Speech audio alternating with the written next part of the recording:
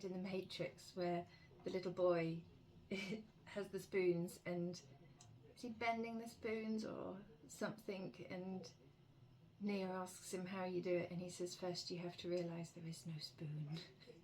It's like that painting's in a palm pipe. The next conceptualisation of identity is one that is there is no spoon. So basically they are looking at all the assumptions that past conceptualizations of identity have been based on, that identity is core aspect, that identity is located in one person, that identity is located between people, that identity is a process of construction, and going, what if it's not? what if not that? So it's identity is not understood as an object or a process, but more of a rough correlate of experience.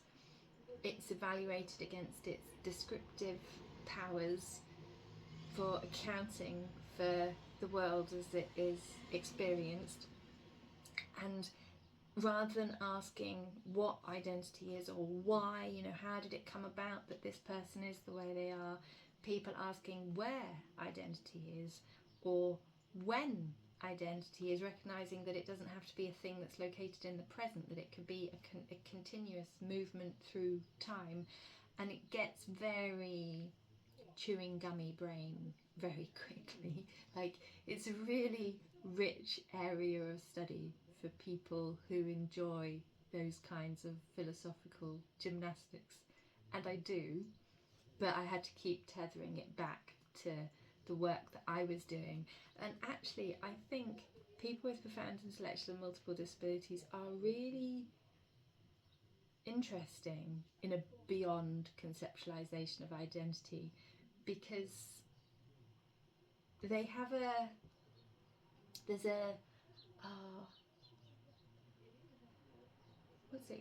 there's a methodology where you understand your research question as a gemstone, and then you don't look to necessarily find out an answer, but you look to create insight by shaping this gemstone and creating little flashes and broad bits. Facet methodology, that's it, it's very good.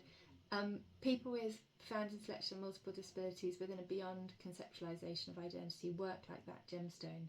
There are moments when you consider identity through them and with them, where you get these flashes of brilliant insight, and it's not the whole picture, but the value of their being a part of this landscape is huge.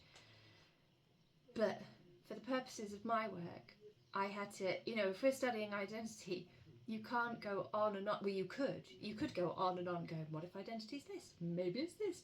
Identity could be this thing. And people do. But in order to practically move forwards with the work, I had to pick, okay, this is what identity is going to be for me, for the time being, for this thesis.